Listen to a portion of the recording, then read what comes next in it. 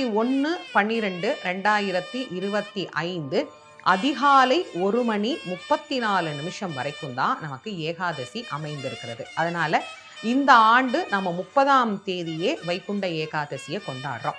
பாரணை செய்யக்கூடியது 31ஆம் தேதி துவாதசி ஆரம்பித்த பிறகு. நமக்கு அப்ப துவாதசி என்னைக்கு ஆரம்பிக்குது அப்படின்னா 31ஆம் தேதியே நமக்கு ஆரம்பிச்சிருது.